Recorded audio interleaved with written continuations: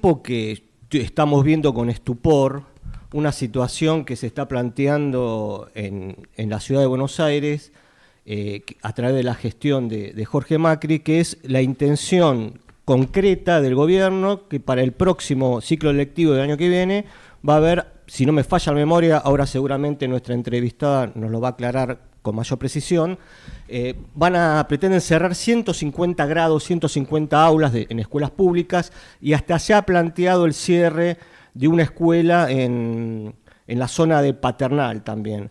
Bueno, esto la verdad que en un momento en el que todos los políticos se llenan la boca hablando de educación, de la necesidad, yo me acuerdo en la época de la pandemia, que los chicos no iban a la escuela, que era terrible, toda esta gente saliendo a manifestarse, que abran las aulas y demás. Hoy encontramos un gobierno que parece que quiere cerrar aulas. Y para hablar un poco de esto estamos en contacto con la secretaria general de la Asociación Docente ADEMIS, Mariana Escayola, la maestra Mariana Escayola. ¿Qué tal, Mariana? Raúl Varela te saluda, estoy con Carlos Márquez. ¿Cómo te va? ¿Qué tal? Un gusto, Raúl, Carlos. Gracias por comunicarte. Buen día, Mariana. Buen día. No, gracias a vos. ¿Es así más o menos la situación? ¿El gobierno de Jorge Macri tiene la intención de cerrar aulas el año que viene? Sí, mira, y a medida, el gobierno no da ninguna cifra oficial, ¿no es cierto? Pero a medida que nos vamos enterando y accediendo a información y también tejiendo redes por debajo, porque efectivamente, como te digo, no bajan un número, nosotros ese número de 150 que vos decías, ahora estamos pensando que son no menos de 200 cierres.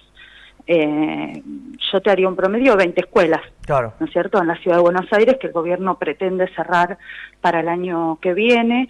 De hecho, en la Paternal hay una escuela entera que la quieren cerrar, que es la escuela 16 del 14, donde ya están conminando a los docentes a afirmar que quedan en disponibilidad sus cargos, a las familias a que vayan a buscar vacante a otras escuelas, con todo lo que implica el cierre de una escuela para familias, para estudiantes, perder el espacio, el lugar donde hasta ese momento llevaban adelante su proceso. Pero bueno, esto, insisto, es una política general donde son 20 escuelas en números, ¿no? Lo que se pretende cerrar son 20 cargos docentes que se pretenden ajustar, en un momento donde el gobierno argumenta la baja tasa de natalidad. Ahora nosotros decimos que pibes hay, y los tienen hacinados en escuelas privadas que reciben subsidios millonarios, porque así como se cierran 20 escuelas en la ciudad, en la escuela pública no se toca ni un peso de los subsidios millonarios que reciben las escuelas privadas, con lo cual hay una clara tendencia de avanzar sobre la educación pública y destruir la educación pública. Con esto, el hacinamiento de chicos dentro de las aulas, ir a una tendencia de 30 pibes por aula, con el deterioro que eso supone para la calidad de enseñanza de los pibes, las condiciones de trabajo de los docentes y demás. Y no se sabe absolutamente nada también qué pasaría con estos docentes que quedarían sin un aula a cargo. Mira, el gobierno habla de un eufemismo y dice que son fusiones y que entonces esos docentes trabajarían con otros docentes. Nosotros sabemos por cuál es la metodología que utiliza el gobierno, que pueden llegar a sostener unos meses, un año, ese cargo y después lo terminan bajando, con lo cual se garantizan ese cierre, sea de acá unos meses, sea de acá un año, y esos cargos se pierden. Porque hay un problema concreto, que es que faltan docentes en la ciudad de Buenos Aires. Entonces, ¿qué dice el gobierno? Bueno, amontonemos los pibes, tengamos un docente para esos 30 y me ahorro un problema, que en realidad no ataca el problema de fondo, que es qué pasa que cada vez se reciben menos docentes, etcétera. Digo, es un problema global. Nosotros hablamos, lo venimos diciendo, y sobre todo después de la pandemia que vos traías acá, esto de que cómo se rasgaban las vestiduras hablando. Bueno, nosotros decimos, hay una crisis educativa profunda. y el gobierno la quiere atacar recortando, achicando presupuesto y avanzando sobre la educación pública en lugar de hacer lo contrario, en este marco de crisis, en este marco donde los pibes tienen que estar adentro de las escuelas y no tienen que estar amontonados, tienen que estar aprendiendo adentro de las escuelas. Nosotros no queremos guarderías de 8 horas ni de 4 horas, queremos lugares de aprendizaje.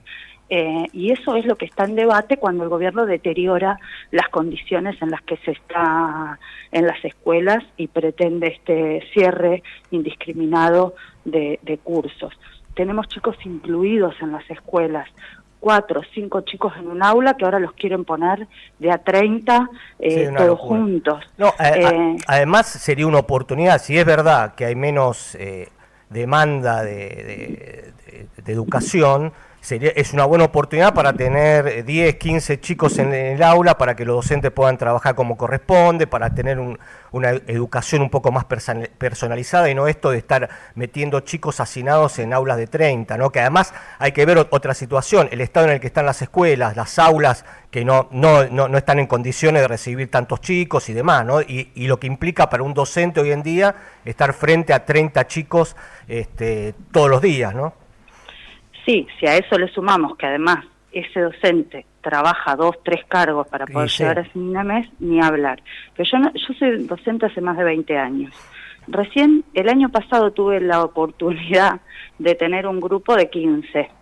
Yo no te puedo explicar la diferencia del trabajo de tener 25 a tener 15 y cómo uno puede dedicarse distinto a cada pibe en ese contexto. Es muy difícil de explicar hacia afuera, el que no está quizás dentro de una escuela, pero sin duda es un ataque a deteriorar las condiciones de trabajo. Por eso yo decía, no somos una guardería, somos un lugar donde queremos que los pibes aprendan. Eso hoy no está sucediendo y el mismo gobierno muchas veces sale a decir los chicos no aprenden en las escuelas y responsabiliza a los docentes. Sí. No, lo que sucede es que hay políticas educativas y falta de financiamiento para que eso realmente los chicos salgan adelante y realmente las escuelas sean lugares de aprendizaje. No es lo que está pensado por parte del gobierno y lo viene demostrando los últimos 20 años y esto de ahora es una muestra más y muy cruda de un ajuste y de un ataque a la educación. Los que decían que las escuelas tenían que estar abiertas en la pandemia, hoy están cerrando escuelas sin ningún tipo de justificativo. Mira, justo ayer a la noche, esto es pura casualidad, Mariana, Carlos, lo que voy a contar es pura casualidad, no tenía nada que ver con esta entrevista que íbamos a hacer ahora con Mariana. Ayer a la noche, con el celular estaba leyendo un diario de Escocia, donde sale una noticia que en una localidad bastante alejada de las grandes ciudades de Escocia, hay una escuela pública que está abierta únicamente para 2 chicas. Ahí tiene 2 alumnas y esa escuela sigue funcionando como si tuviera 20, 30 alumnos. No hay ningún tipo de disminución en la oferta educativa. Y estaban las imágenes, el video, impresionante. Y ahí digo, la diferencia que hay entre una política de educación inclusiva y otra que lo que quiere es hacer negocio con la educación privada, ¿no? Efectivamente, es que se llenan la boca hablando, ¿no?, de los modelos que hay en otros países, nunca se copia lo bueno, sino más bien todo lo contrario. Después te voy a pedir que por privado te voy a mandar la nota. Y esto también me hace acordar ¿te acordás cuando querían comprar el sistema de enseñanza Singapur, famoso, ¿no?, que querían traerlo a la Argentina, que tiene desde el punto de vista pedagógico sus fallas importantes, pero bueno. No, y los docentes tenemos mucho que decir de qué necesitamos para que efectivamente las escuelas mejoren. Ni hablar que necesitamos docentes mejores pagos y que no estén 10 horas dando clase, porque eso no te posibilita preparar las clases, preparar materiales específicos para estudiantes específicos, seguir formándote, leer un libro, ver qué materiales vas a llevar. Digo, el problema del salario afecta a la calidad educativa, la cantidad de horas que vos tenés frente a curso.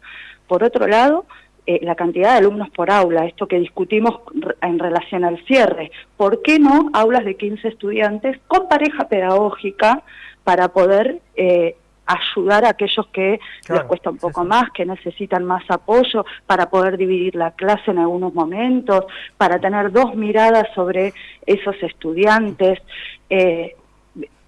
Hoy nosotros estamos asistiendo a un recorte de las viandas, escuelas que nos están denunciando que bajaron a la mitad la cantidad de viandas o de raciones en las escuelas donde los chicos están 8 horas y mandan menos raciones que la cantidad de pibes que asisten. Digo, todo eso es deterioro de la calidad educativa y todo eso es lo primero que hay que atacar si nosotros queremos que realmente mejorar la calidad educativa y no que solamente quede en discursos y papelitos de colores, digo yo, espejitos de colores como se decía en la conquista. ¿Qué tal, Mariana? Carlos te habla. Vos sabés que bien. Yo hace 10 años que vengo pensando que va a haber que reponer la idea de un nuevo congreso pedagógico en el país. Porque hace muchos años que la educación está acorralada en la discusión presupuestaria. Y objetivamente, vos recién dijiste algo genial, que es los tipos que durante la pandemia querían abrir las aulas, hoy día las quieren cerrar, con el agravante que en ese momento incluso en la zona sur de la ciudad le sacaron la conectividad a las escuelas. Fue tremendo. Sí, bueno, está toda la infraestructura escolar abandonada. De alguna manera una idea superadora de todo esto va a requerir un congreso pedagógico vinculante en la ciudad. Es para que lo piensen, digo, cuando tengan tiempo. La verdad que la urgencia siempre posterga lo importante, lo trascendente. De alguna manera va a haber que anclar y resolver de una vez por todas la cuestión salarial en salud y en educación en la ciudad de Buenos Aires, que tiene los recursos, digo. Es una discusión macabra para no discutir las otras cosas que estaba señalando. Es una locura que tengan que estar ocupándose las directoras de escuela o las maestras de que les mandan menos raciones que alumnos. Yo no puedo creer lo que te estoy escuchando, Mariana. No, efectivamente, estamos hablando de la ciudad, una de las ciudades más ricas del país, que se la pasan arreglando esquinas y rompiendo veredas que ya fueron arregladas, donde en las escuelas incluso ahora están intentando implementar todo un sistema de huella digital para el fichado y control de la asistencia de los docentes, que es un mamarracho completo, y que es un presupuesto enorme. Cuando hoy temprano me decía un profe de técnica, nos faltan martillos en los talleres para educación técnica y nos traen la huella digital. O sea, las prioridades de este gobierno, que es avanzar en todo lo coercitivo y todo lo que tenga que ver con el control, además es parte de este discurso, bueno, los docentes faltan y esto y lo otro, no, avanzan con la huella, todo un negociado con empresas privadas que llevan adelante no solamente la instalación del aparato, sino los software luego para el control. Olvídate. Bueno, todo ese negociado mientras no tenemos martillos ni viandas en las escuelas y ni hablar de cualquier tipo de material que estemos necesitando. La última de mi parte, después te dejo con Raúl de vuelta. Disculpa la interrupción, Raúl. No. ¿Cómo están los chicos? Bueno, la crisis social que se está viviendo, la situación de las familias que se van quedando sin trabajo, las que ya estaban sin trabajo, impacta en las escuelas.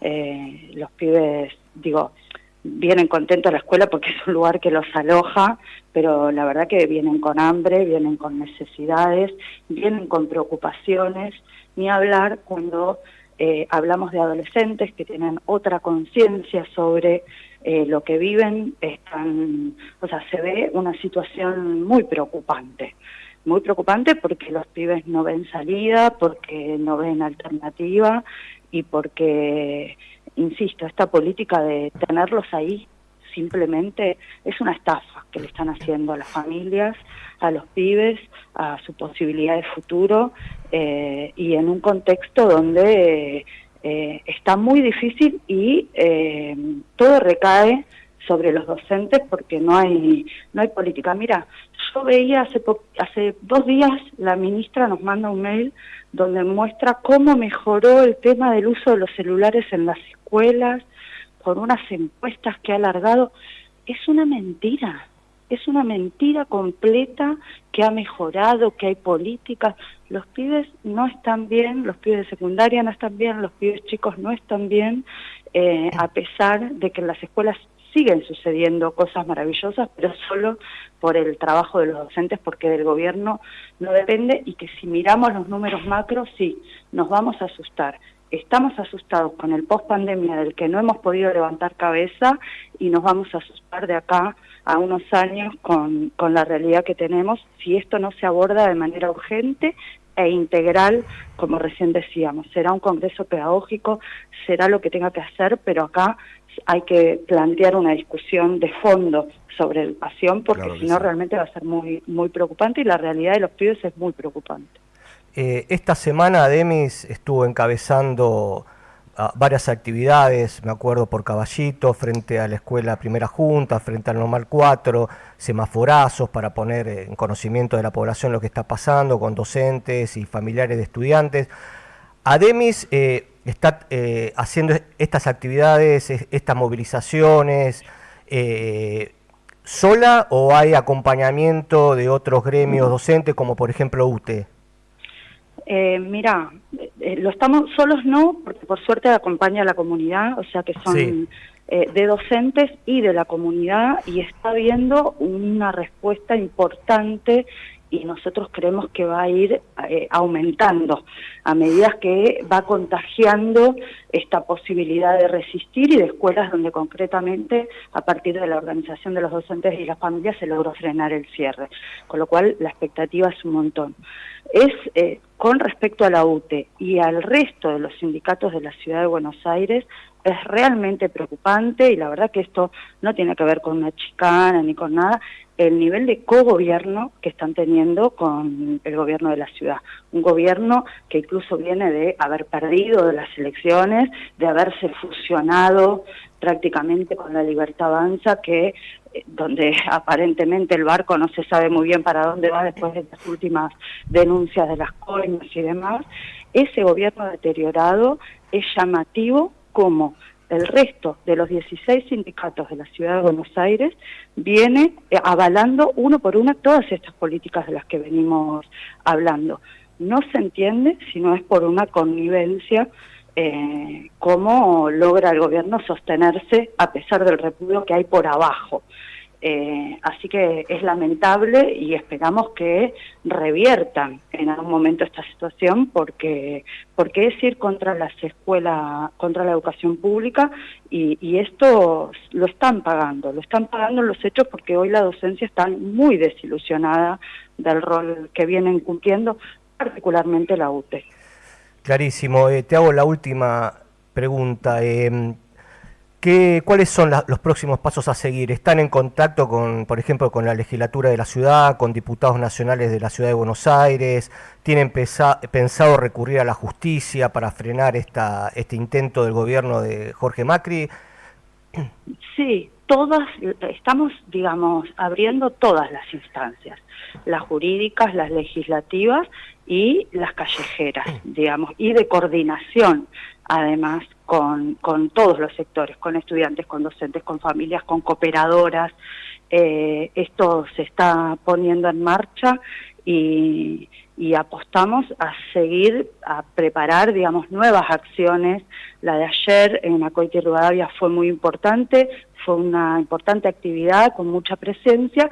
Apostamos a avanzar en ese sentido, a nuevas acciones, y a que esa masividad apoye todo lo jurídico y todo lo legislativo que también podamos impulsar, pedidos de informe y demás que estamos ya presentando de distintas bancas para frenar este intento del gobierno, que confiamos que con toda esta organización lo vamos a lograr.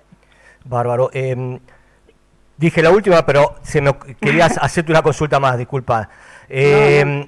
El gobierno subvenciona muchos colegios privados. ¿Esa subvención la mantuvo, la sigue manteniendo, la bajó o la quitó?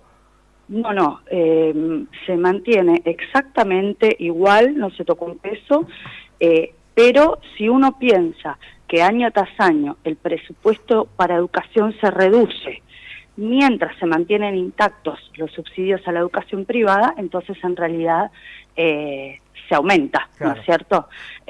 Con lo cual, efectivamente, hay una tendencia privatista. Hoy el 50% de la matrícula está aproximadamente en la educación privada, de muchas familias que sabemos que si el gobierno invirtiera y realizara esa inversión que hoy pone en una escuela privada en la educación pública, estarían en las escuelas públicas de la ciudad.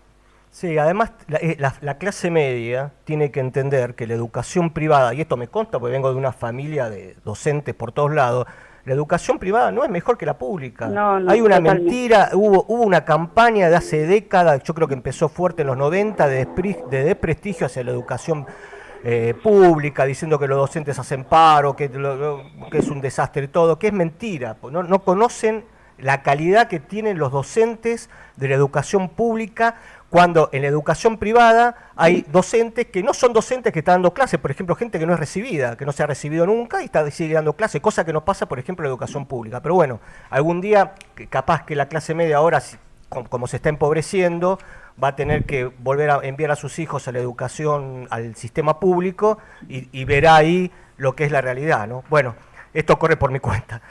No, sin duda reivindico la educación pública, la calidad de la educación pública, y que la diferencia entre ser un cliente y ser un estudiante son dos cosas distintas. Un comentario para los dos. Yo soy un tipo de 65 años, Mariana. Y fuiste preceptor. Sí, profesor de escuela secundaria muchos años. Pero cuando yo era chico, los que estudiaban en escuela privada, a fin de año tenían que rendir un examen anual de las materias. Sí. ¿Sabes dónde lo rendían, Raúl? No. En las escuelas públicas. Eran colegios adscriptos. Ah. Les tomaba examen a los alumnos de escuela privada del sistema público. Era formidable. Estaba estandarizado el nivel educativo. Era muy loco. Había escuelas privadas carísimas, confesionales y demás. Sin embargo, tenían que ir a la escuela pública a dar el examen final frente a profesores que ni conocían. Claro. Fue de tal manera, y esto empezó a pasar en la década del 50 parcialmente, después en la del 70, abandonando el rol rector, el Estado Nacional de la Educación, que termina pasando lo que estaban hablando vos, Raúl, recién Mariana. El negocio, Efectivamente. el comercio de la educación. Y obvio. Efectivamente. Esto viene de muchos años, y los últimos años, de la década del 90 en adelante, se profundizó muchísimo más. Pero como vos bien decís, ya desde los 50 empezaron los planes que hoy estamos viendo en educación. Por eso es necesario pensar un poco más a mediano o largo plazo. Perfecto. Bueno, te agradecemos mucho, Mariana, y vamos a seguir en contacto con Ademis para ver, para continuar con el análisis de esta situación, a ver si podemos llegar a buen puerto y evitar que el gobierno de Macri cierre aulas, cierre escuelas. Te mando un gran beso. Gracias. Muchas gracias. Buen fin de semana. Hasta luego.